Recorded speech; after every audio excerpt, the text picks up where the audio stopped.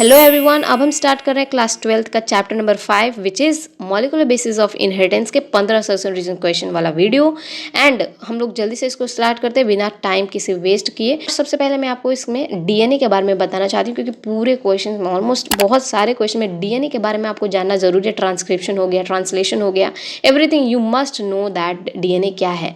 सबको पता है असर्शन रीजन कोई वीडियो स्टार्ट कर रहा है तो उसको बेसिक चीज़ें तो पता ही होंगी, लेकिन मैं फिर भी थोड़ा सा आपको एक फ्लैशबैक दे देती हूँ डीएनए के बारे में। तो जो डीएनए होता है वो क्या होता है, डबल स्ट्रैंडेड होता है। डबल स्ट्रैंडेड मतलब दो चेन्स इसमें होती हैं, एक दूसरे के सामने सामने होती हैं। सामने है तो पैरेलल होंगी, ये पैरेलल है एंड ये स्पाइरल के फॉर्म में रन करती है। मतलब दोनों पैरेलल तो है ही, लेकिन ये सीधी लाइन नहीं है, ये एक हेलिक्स के फॉर्म में, स्टेयर केस जो स्पाइरल वाली होती है ना, उसी के शेप में ये मुड़ा रहता है एक दूसरे के ऊपर। तो ये हेलिक्स बनाता है, साथ में ये डबल स्ट्रैंडेड होता है। अब जो चेन है, कोई भी चेन होती है, कोई भी आप चेन ले लो, मम्मी का चेन देखो तो कई सारे मोती से बना है या कई सारे यूनिट्स से वो बना होता है। वैसे डीएनए का जो चेन है वो कई सारे न्यूक्लियोटाइड से मिलकर के बनता है। फॉर एग्जाम्पल जो प्रोटीन है वो किससे बना है, अम्यूनो एसिड से बना है। कई सारा अम्यूनो एसिड मिलकर के एक प्रोटीन की चेन बनाती है। वैसे ही एक डीएनए का जो चेन है वो कई सारे न्यूक्लियोटाइड से मिलकर के बनता है। अब एक न्यूक्लियोटाइड को अगर आप समझो तो एक न्यूक्लियोटाइड एक नाइट्रोजनस बेस डीएनए के अंदर एडेनिन, थाइमिन, गुआनिन, साइटोसिन ये होता है। तो ये वाला नाइट्रोजनस बेस यहाँ पर है जो इस पेंटोज शुगर जो होता है वो पेंटोज वाली शुगर होती है, मतलब 5 कार्बन इसमें होते हैं। तो ये जो है इस रिंग का पहला वाला कार्बन, ये nitrogenous base adenine, thymine, guanine, cytosine के साथ नाइट्रोजनस बेस ये बॉन्ड एक बना लेता है, जिसको हम लोग क्या बोलते हैं, एन ग्लाइकोसिडिक बॉन्ड बोलते हैं। ठीक है, तो हमें ये नहीं समझना, हमें समझना है बेसिकली ये यहाँ पे जो 3 कार्बन जो इस पेंटोज शुगर का 3rd कार्बन है, यहाँ पर एक OH प्रेजेंट होता है एंड साथ में इसमें 5 कार्बन होते हैं ना, तो ये जो 5th वाला कार्बन है वो प्रेजेंट होता है रिंग के बाहर CH2OH, मतलब उसमें भी एक OH प्रेजेंट होता है एंड 3rd डैश कार्बन पर भी आपको एक OH फ्री मिलता है डीएनए के अंदर। ये एक न्यूक्लियोटाइड है। अब हमें पता है कि ये जो न्यूक्लियोटाइड है इसमें फॉस्फेट भी प्रेजेंट होगा। फॉस्फेट जो है वो 5th कार्बन पर प्रेजेंट OH जो है इसके साथ में बॉन्ड बनाएगा तभी तो फॉस्फेट इस रिंग के साथ, पूरे रिंग के साथ अटैच होगी। तो ये जो बॉन्ड बनाता है, तो यहाँ पे एक एसिड है फॉस्फेट और OH है, अल्कोहल वाला जो OH है। तो जब एसिड और अल्कोहल मिलता है तो क्या बनाता है, ईस्टर बनाता है। तो ये जो ईस्टर बॉन्ड ये फॉर्म करेगा जिसका क्या नाम होता है, फॉस्फो ईस्टर बॉन्ड। तो ये एक यूनिट, इस पूरे चेन की एक यूनिट की हमने बात कर ली। एक शुगर है, यहाँ पर नाइट्रोजनस बेस है और फॉस्फेट है, और फॉस्फेट जो है वो 5th कार्बन के साथ जुड़ा हुआ रहता है with the help of phospho ester bond. तो ये एक यूनिट है। अब ऐसे कई सारी यूनिट्स होंगी जो मिल करके एक पूरा चेन बनाएगा, बट ये कई सारी जो यूनिट है ये भी तो जुड़ेंगे तभी तो चेन बनेगा। तो ये जो पहला यूनिट है ये दूसरे यूनिट के साथ कैसे जुड़ता है, यहाँ पर जो 5th कार्बन है फॉस्फेट, दूसरा यूनिट अगर आप ले लो, यहाँ पे देखो, अगर दूसरा यूनिट जो है यहाँ पर ये वाला यूनिट पहले यूनिट के साथ कैसे जुड़ेगा, मैंने बताया था कि 3 डाइस कार्बन पर एक फ्री OH होता है। अब यही फॉस्फेट वाला ग्रुप जिसने 5th कार्बन अपने वाले यूनिट के 5th कार्बन के साथ एक फॉस्फो ईस्टर बॉन्ड तो बना ही था, लेकिन पहले वाले के साथ जुड़ने के लिए ये अपने वही फॉस्फेट जो ये 3 डाइस कार्बन, पहले वाले 3 डाइस कार्बन पर प्रेजेंट OH उसके साथ में जुड़ करके एक और फॉस्फो ईस्टर बॉन्ड बना लेगा। तो क्योंकि अगर आप यहाँ पे देखो तो एक यूनिट के साथ में एक फॉस्फो ईस्टर बॉन्ड तो था ही, दूसरे वाले यूनिट में भी एक फॉस्फो ईस्टर बॉन्ड था ही, लेकिन दूसरे वाला पहले के साथ जुड़ने के लिए यहाँ पे भी इसने फॉस्फो ईस्टर बॉन्ड बनाया। तो क्योंकि यहाँ पे आपको 2 फॉस्फो ईस्टर बॉन्ड मिल रहा है तो इसको हम लोग क्या बोलते हैं, phosphodiester bond. Di मतलब 2, यहाँ पे 2 फॉस्फो ईस्टर बॉन्ड है, इसलिए इसको क्या मिलाते हैं, एक ही साथ मिला करके बोलते हैं फॉस्फो डाई ईस्टर बॉन्ड। तो इसी तरह से ये करके सारे चेन्स, एक चेन का ये एक दूसरे के साथ में फॉस्फो डाई ईस्टर बॉन्ड बना करके दूसरा वाला पहले के साथ जुड़ेगा, फिर तीसरा वाला दूसरे के साथ जुड़ करके एक चेन बनाएगा। सेम चीज़ होती है दूसरे वाले चेन के अंदर, ये भी ऐसे एक पूरा चेन बना लेगा एंड दोनों चेन्स कैसे अलाइन होती हैं, एक दूसरे के अपोजिट अलाइन होती है, मतलब एंटी मतलब अपोजिट। कैसे, यहाँ पे पहले आप देखो, जो फर्स्ट चेन है यहाँ का जो दूसरा वाला यूनिट है वो पहले वाले यूनिट के साथ कैसे जुड़ा, 5 से 3 जुड़ा। वैसे तीसरा वाला दूसरे के साथ कैसे जुड़ेगा, 5 to 3 जुड़ेगा। तो ये वाला जो आपका पूरा जा रहा है पहला चेन, ये 5 to 3 डैश पोलैरिटी करता है एंड इसी के जस्ट अपोजिट जो दूसरा वाला चेन है वो 3 to 5 रन कर रहा होता है। तो ये जो क्या है, डीएनए क्या है, डबल हेलिक्स है, 2 हेलिक्स होती है इसमें, दोनों पैरेलल है एंड साथ में एंटी पैरेलल पोलैरिटी होती है, मतलब दोनों एक दूसरे के अपोजिट है, अपोजिट रन कर रहा होता है। एंड ये जो नाइट्रोजनस बेस है ये अंदर के साइड में प्रेजेंट होती है, बॉन्ड्स बनाई होती हैं दोनों चेन्स के बीच में, दोनों चेन्स को जोड़ करके रखती हैं। तो आप अगर देखो तो एक जो बैकबोन है, जो हमारा बैकबोन है, जैसे हमारा बैकबोन क्या है, वर्टिब्री है जो पीछे जुड़ी हुई एक बैकबोन है सिंगल, वैसे ही इन दोनों रिंग्स की, दोनों चेन्स की बैकबोन जो है वो क्या है, शुगर है एंड फॉस्फेट है। नाइट्रोजनस बेस तो बीच में है जो जोड़ रही है दोनों चेन्स को, तो जो मेन बैकबोन है वो शुगर एंड फॉस्फेट है एंड जो बीच में है प्रेजेंट नाइट्रोजनस बेस। तो यही मेरे को बेसिकली आपको डीएनए के बारे में बताना था कि डीएनए क्या है, एंटी पैरेलल है एंड डबल हेलिक्स स्ट्रक्चर है एंड इसकी पोलैरिटी एक स्ट्रैंड में 5 to 3 रन करेगी एंड दूसरे वाले में अपोजिट 3 to 5 रन कर रही होगी। ये किस तरह से नाम दिया गया है वो भी आपको समझ में आ गया होगा, ये बॉन्ड्स के बेसिस पर नाम दिया गया है कि फिफ्थ वाला 3 के साथ में जुड़ रहा है, इसीलिए इसका नाम 5 to 3 दिया गया है। ठीक है, ओके, सो अब हम स्टार्ट करेंगे क्वेश्चन नंबर 1, लेकिन मैं आपको इसको बताऊंगी नहीं। ये वाला जो क्वेश्चन है ना बहुत ही मजेदार है, मैं चाहती तो हूँ बताना, लेकिन मैं इसको नेक्स्ट पार्ट में बताऊंगी। जो भी 6 मिनट में आपने सीखा है और पहले से जो आपका नॉलेज है वो पूरा इसमें झोंक देना इस सवाल में एंड मेरे को इसका आंसर कमेंट बॉक्स में ज़रूर बताइएगा। आपके नाम के साथ में मैं नेक्स्ट पार्ट में इस क्वेश्चन को डिस्कस करूंगा और ये भी बताऊंगी कि एमटीजी फिंगर टिप के अंदर इसका क्या आंसर दिया हुआ है। यहाँ असर्शन तो ईजी है बट रीज़न थोड़ा सा ट्रिकी है, तो मैं ये जानना चाहती हूँ कि आप किस व्यू से इस क्वेश्चन को समझ रहे हो। इसको मैं नेक्स्ट पार्ट में ज़रूर डिस्कस करूँगी पक्का से। इसी मॉलिक्यूलर बेसिस ऑफ इनहेरिटेंस का 2 पार्ट हम लोग लेंगे। हम स्टार्ट करें क्वेश्चन नंबर 2। Assertion दिया that in Griffith experiment a mixture of heat killed virulent bacteria R and live non-virulent bacteria S led to the death of mice। तो assertion में Griffith experiment के बारे में दिया है। फटाफट से हम अगर ग्रिफिथ एक्सपेरिमेंट को समझ लो। फ्रेडरिक ग्रिफिथ जो थे वो निमोनिया कॉजिंग बैक्टीरिया के ऊपर काम कर रहे थे। ऐसा कौन सा बैक्टीरिया है जो निमोनिया कॉज करता है, वो कौन सा था, स्ट्रेप्टोकोकस निमोनिया था। और स्ट्रेप्टोकोकस निमोनिया जो बैक्टीरिया उसके 2 स्ट्रेन्स होती हैं, आर स्ट्रेन और एस स्ट्रेन। आर मतलब रफ टाइप, मतलब इसके जो बैक्टीरिया इसके ऊपर कोई कैप्सूल वगैरह नहीं प्रेजेंट होगी, रफ होगा, आर टाइप उसको बोलेंगे। एंड अगर इस बैक्टीरिया के ऊपर कैप्सूल प्रेजेंट है, कैप्सूल मिलता है, तो कैप्सूल क्या है, स्मूथ होगा कैप्सूल, तो इसका एस टाइप बोलते हैं, एस स्ट्रेन, स्मूथ स्ट्रेन। तो अब इन्होंने क्या किया, जब माइस के अंदर, चूहा के अंदर आर स्ट्रेन वाले बैक्टीरिया को इंजेक्ट किया उन्होंने, तो उन्होंने देखा कि जो चूहा है वो जिंदा रहता है। एस स्ट्रेन को जब इंजेक्ट करता है उन्होंने, तो वो क्या देखते हैं कि वो चूहा जो है मर जाता है, एस स्ट्रेन स्मूथ वाला जब डालते हैं तो अब उन्होंने क्या किया कि अगर जो एस स्ट्रेन है उससे चूहा मर जा रहा है, लेकिन अगर मैं इसको राख कर दूं, सब कुछ जला के राख कर दूं, हीट किल एस स्ट्रेन को उन्होंने सोचा कि जब मैं इसको माइस के अंदर इंजेक्ट करूंगा तो ये तो सब कुछ हीट किल है, कुछ इसके अंदर बचेगा ही नहीं, तो चूहा जो है वो तो जिंदा रहेगा। तो उन्होंने ऐसा सोचा, बिल्कुल सही सोचते हैं वो। हीट किल एस स्ट्रेन को जब डालते हैं तो चूहा जो है वो अलाइव ही रहता है, जिंदा रहता है। लेकिन हीट किल एस स्ट्रेन को जब वो मिलाते हैं आर स्ट्रेन के साथ में, तो चूहा जो है वो मर जाता है। हीट किल से तो जिंदा था, साथ में आर स्ट्रेन से भी वो जिंदा ही आ रहा था। जब दोनों को मिला है तो उन्होंने सोचा कि चूहा अभी भी जिंदा होना चाहिए, क्योंकि दोनों मिल करके अकेले अकेले चूहा को जिंदा रख रहे थे, बट दोनों को जब कंबाइन किया उन्होंने तो चूहा जो है वो मर जाता है। ऐसा क्यों हुआ, इसी को तो बोलते हैं ट्रांसफॉर्मिंग प्रिंसिपल।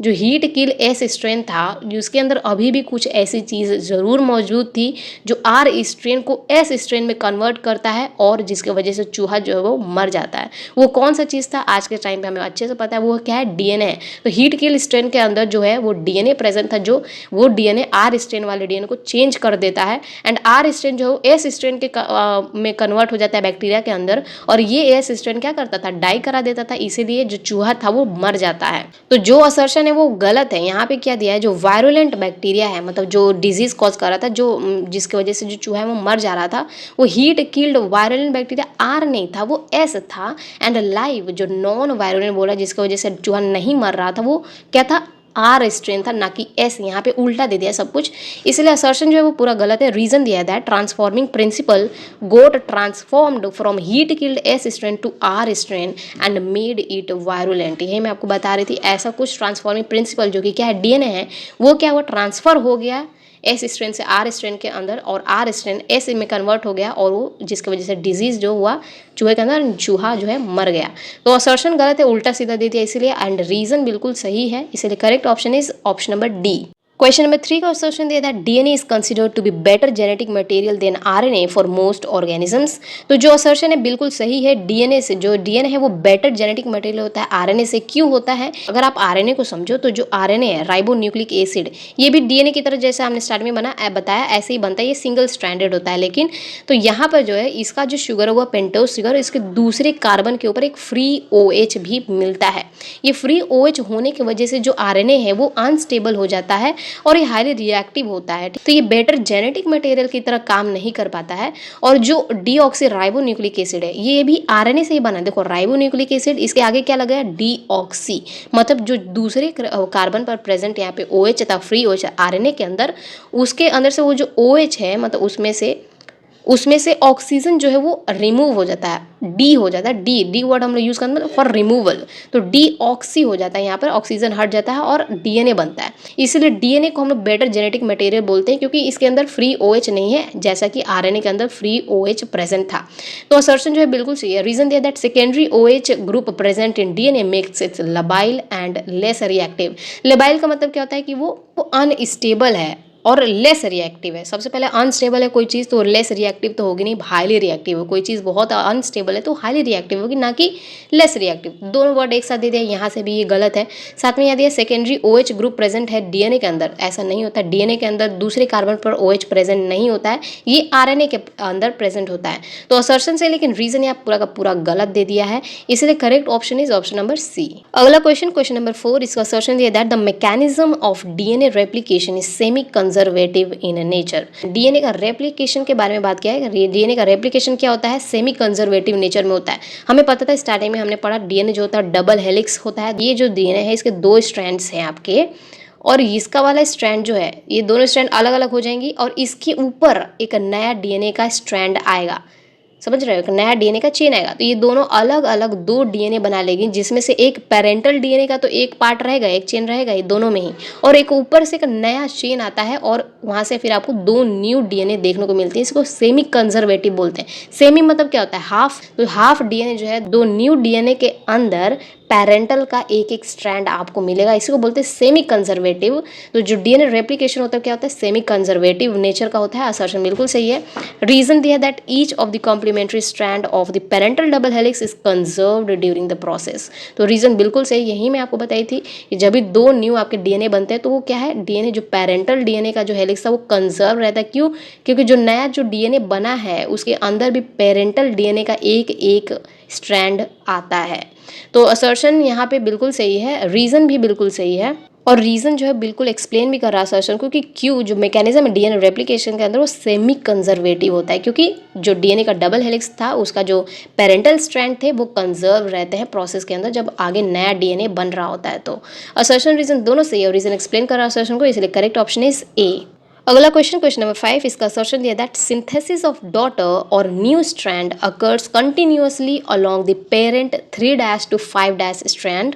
तो अगर हम डीएनए के रेप्लिकेशन को समझे तो जो डीएनए था डबल स्ट्रैंडेड था, जो कि हाइड्रोजन बॉन्ड्स से वो जुड़ा रहता है, जो नाइट्रोजन बेसिस वाला जो पार्ट होता है वो जोड़ करके रखता है दोनों स्ट्रैंड को।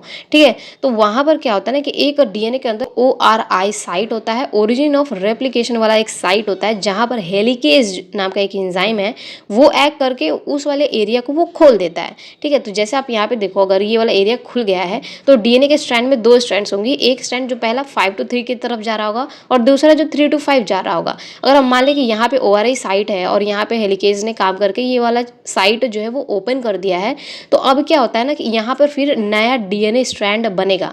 वो कैसे बनेगा? सबसे पहले देखो डीएनए पॉलीमरेज आता है जो कि डीएनए को आगे सिंथेसाइज करते जाएगा, पॉलीमराइज करेगा, उसको बनाएगा। लेकिन डीएनए पॉलीमरेज के काम करने से पहले हमको एक छोटा सा आरएनए प्राइमर का टुकड़ा एक लगाना पड़ता है, यहाँ पर प्राइमेज नाम होता है उसका। तो वो उसको यहाँ पे लगाओगे तभी आगे चल करके फिर वो डीएनए पॉलीमरेज एक्ट करेगा और फर्दर डीएनए के सिंथेसिस करेगा। तो अगर ये वाला एरिया ओपन हुआ है तो यहाँ पे प्राइमर आकर के जुड़ेगा। डीएनए के जो टुकड़ा होता है वो डीएनए का जो पेरेंटल स्ट्रैंड है उसके 3' एंड पर ही प्राइमर जुड़ता है और वो कैसे सिंथेसाइज करता है जाता है, वो 5 to 3 डायरेक्शन में अपने न्यूक्लियोटाइड्स को सिंथेसाइज करते जाता है। तो असर्शन जो यहाँ पे दिया है बिल्कुल सही है कि जो डॉटर स्ट्रैंड है या फिर जो नया स्ट्रैंड जो है वो कंटिन्यूअसली या फिर लीडिंग स्ट्रैंड जिसको बोलते हैं वो कैसे बनता जाता है, वो वहाँ पे बनेगा जो जो पेरेंटल स्ट्रैंड 3 to 5 डायरेक्शन में जा रही है। तो ये वाला 3 to 5 जाएगा, यहाँ पे हमने 3 डैश एंड पर प्राइमर लगाया है और यहीं पे जो प्राइमर लगेगा और ये 5 to 3 डायरेक्शन में सिंथेसिस करते जाएगा on what, on 3 to 5 direction वाला टेम्पलेट स्ट्रैंड या फिर पेरेंटल स्ट्रैंड जो है। तो यहाँ पे ये कंटिन्यूसली करेगा, लेकिन दूसरे वाले एंड में ये क्या करेगा, फ्रेगमेंट्स के फॉर्म में यहाँ पर आ जाएगा, जिसको हम लोग क्या बोलते हैं, ओकाज़ाकी फ्रेगमेंट्स बोलते हैं। तो असर्शन सही है, बिल्कुल सही है। रीजन दिया है that DNA polymerase can polymerize nucleotides in 3 to 5 direction on a 5 to 3 strand. ये बिल्कुल गलत बात है। जो डीएनए पॉलीमरेज आता है वो जो प्राइमर तो पहले लग गया, अब प्राइमर छोटा सा बस स्टार्ट करने के लिए लगता है वो प्रोसेस को। जो प्राइमर है सेम उसी तरह से डीएनए पॉलीमरेज भी काम करता है। डीएनए पॉलीमरेज भी अपने जो आगे जो बनाएगा न्यूक्लियोटाइड्स को वो 5 to 3 के डायरेक्शन में ही करेगा ऑन व्हाट 3 to 5 वाले स्ट्रैंड के ऊपर। तो यहाँ पे क्या लिखा है कि जो डीएनए पॉलीमरेज है वो कैसे पॉलीमराइज करता है, 3 to 5 डायरेक्शन में नहीं, गलत दिया है, वो 5 से 3 डायरेक्शन में पॉलीमराइज करेगा। पॉलीमराइज मतलब नए नए न्यूक्लियोटाइड्स वो 5 to 3 डायरेक्शन में ले जाएगा, किसके ऊपर, कौन से स्ट्रैंड के ऊपर, 3 to 5 वाले स्ट्रैंड के ऊपर। तो असर्शन सही है लेकिन रीजन गलत है, इसलिए correct option is C. Question number 6 का असर्शन दिया दैट टेम्पलेट और antisense strand having 3 to 5 direction polarity takes part in transcription. तो असर्शन जो है वो बिल्कुल सही है। ट्रांसक्रिप्शन क्या होता है, जहाँ पर हम लोग डीएनए से आरएनए बनाते हैं तो उसको हम लोग बोलते हैं ट्रांसक्रिप्शन। और डीएनए का एक ही टुकड़ा, डीएनए में 2 स्ट्रैंड्स होती हैं पर एक ही स्ट्रैंड जो होता है वो आरएनए बनाता है, दोनों स्ट्रैंड्स नहीं बनाती हैं। और इसमें जो टेम्पलेट वाला स्ट्रैंड होता है या फिर एंटीसेंस स्ट्रैंड, टेम्पलेट स्ट्रैंड को आप एंटीसेंस स्ट्रैंड भी बोल सकते हो, दोनों सेम ही होता है। टेम्पलेट स्ट्रैंड डीएनए का वो स्ट्रैंड होता है जहाँ पे वो टेम्पलेट की तरह वो स्ट्रैंड एक्ट करता है, मतलब उसी पर हम लोग अपना आरएनए बनाएंगे, उसी के बेसिस पर हम लोग आरएनए को बनाते हैं, ठीक है। तो उसको हम लोग टेम्पलेट या फिर एंटीसेंस स्ट्रैंड बोलते हैं। और वो वाली कौन सी स्ट्रैंड होती है डीएनए की, जो 3 to 5 की तरह जा रही होती है, उसको हम लोग टेम्पलेट या फिर एंटीसेंस स्ट्रैंड बोलते हैं, जो कि ट्रांसक्रिप्शन में पार्ट लेता है। बिल्कुल असर्शन सही है। रीजन दिया दैट नॉन टेम्पलेट और sense strand having 5 to 3 dash polarity does not take part in transcription. Reason बिल्कुल सही है। जो डीएनए के 2 स्ट्रैंड्स थे, एक जो 5 to 3 जा रहा था और दूसरा जो 3 to 5 जा रहा था, तो 3 to 5 वाला जो स्ट्रैंड होगा वो टेम्पलेट की तरह काम करेगा, जिसके बेसिस पर नया आरएनए बनेगा। और जो दूसरा वाला स्ट्रैंड होगा जो कि कहाँ पे जा रहा था, 5 to 3 डायरेक्शन में जा रहा था, वो क्या करेगा, नॉन टेम्पलेट की तरह काम करेगा या फिर सेंस स्ट्रैंड की तरह काम करेगा। इसको हम लोग कोडिंग स्ट्रैंड भी बोलते हैं 5 to 3 वाले स्ट्रैंड को, क्योंकि जो नया आरएनए बन रहा है वो सेम कोड उसके अंदर भी होता है जो इस नॉन टेम्पलेट वाले या फिर सेंस स्ट्रैंड या फिर कोडिंग स्ट्रैंड बोलो, इनके में जो कोड्स होती हैं सेम कोड वही उसमें भी होती हैं जो आरएनए हमारा नया बन रहा होता है, ठीक है। लेकिन ये जो 5 to 3 वाला है ये ट्रांसक्रिप्शन में पार्ट नहीं लेता है। तो असर्शन और रीजन दोनों सही है, लेकिन रीजन असर्शन को एक्सप्लेन नहीं कर रहा, दोनों में अलग अलग स्टेटमेंट है, ठीक है। इसलिए correct option will be option number B. Question number 7 का असर्शन दिया that polycistronic mRNA found in prokaryotes specify a number of polypeptides. तो टोटल 2 तरह के हम लोग ये बोलते हैं mRNA, पॉलीसिस्ट्रॉनिक एक होता है और एक मोनोसिस्ट्रॉनिक होता है। मोनोसिस्ट्रॉनिक क्या है, हमको पता है कि डीएनए से क्या बनेगा, ट्रांसक्रिप्शन करके आरएनए बनेगा, और आरएनए से क्या बनेगा, ट्रांसलेशन करके प्रोटीन बनेगा। डीएनए से आरएनए, आरएनए से फिर प्रोटीन। तो ये जो होता है ना, एक mRNA है, अगर एक mRNA का टुकड़ा जो है, अगर वो एक ही पॉलीपेप्टाइड मतलब प्रोटीन, अगर एक ही प्रोटीन बना रहा है एक mRNA का टुकड़ा, तो उसको मोनोसिस्ट्रॉनिक बोलते हैं, जो कि यूकैरियोट्स के अंदर प्रेजेंट होता है। और प्रोकैरियोट्स के अंदर क्या होता है ना कि एक mRNA, जो डीएनए से mRNA बना, वो mRNA जो है वो क्या कर रहा है, वो सिंथेसाइज कर रहा है बहुत सारी पॉलीपेप्टाइड्स को, मतलब बहुत सारे प्रोटीन बना रहा है, इसलिए पॉलीसिस्ट्रॉनिक उसको बोलते हैं। ये प्रोकैरियोट्स के अंदर देखने को मिलता है। तो असर्शन बिल्कुल सही है कि पॉलीसिस्ट्रॉनिक mRNA जो होता है किसमें मिलता है, प्रोकैरियोट्स के अंदर। वो क्या स्पेसिफाई कर रहा है कि बहुत सारे अ नंबर ऑफ पॉलीपेप्टाइड्स बन रही होती हैं, उसको इस पॉलीसिस्ट्रॉनिक mRNA बता रहा है। तो असर्शन जो है बिल्कुल सही है। रीजन दिया that monocistronic mRNA found in eukaryotes specify only a single polypeptide. तो रीजन भी बिल्कुल सही है कि जो मोनोसिस्ट्रॉनिक mRNA होता है किसके अंदर जो मिल रहा है, यूकैरियोट के अंदर, वो क्या स्पेसिफाई कर रहा है कि एक ही सिंगल पॉलीपेप्टाइड जो है वो बन रही है। असर्शन रीजन दोनों सही है, लेकिन दोनों अलग अलग स्टेटमेंट है। एक में आपके पॉलीसिस्ट्रॉनिक के बारे में बताया, दूसरे में मोनोसिस्ट्रॉनिक के बारे में, इसलिए correct option will be option number B. Question number 8 का असर्शन दिया that eukaryotic mRNA requires post transcription processing for formation of functional mRNA. तो जो यूकैरियोट्स के अंदर अगर आपका एमआरएनए बन रहा है, डीएनए से एमआरएनए बनेगा, कहाँ बनेगा? न्यूक्लियस के अंदर बनेगा, क्योंकि न्यूक्लियस के अंदर ही डीएनए आपका प्रेजेंट है, और डीएनए से एमआरएनए बनेगा न्यूक्लियस के अंदर। तो जो यूकैरियोट्स है, यूकैरियोट्स के अंदर अगर एमआरएनए बनता है तो उसमें हमें ट्रांसक्रिप्शन होने के बाद कुछ पोस्ट ट्रांसक्रिप्शनल, मतलब ट्रांसक्रिप्शन होने के बाद कुछ प्रोसेसिंग करनी पड़ती है, कुछ मॉडिफिकेशन करनी पड़ती है, ताकि हम लोग एक फंक्शनल एमआरएनए बना सकें। क्यों करनी पड़ती है? ये क्या है पोस्ट ट्रांसक्रिप्शन प्रोसेसिंग? वही रीजन में एक्सप्लेन किया है कि eukaryotic transcripts possess extra non functional segments called introns. क्योंकि ये जो यूकैरियोटिक ट्रांसक्रिप्ट्स है, मतलब कि यूकैरियोट्स के अंदर जब हम ट्रांसक्रिप्शन करके एमआरएनए बनाते हैं, तो वो जो एमआरएनए बन के निकलता है ना, वो सारा का सारा फंक्शनल नहीं होता है पूरा एमआरएनए।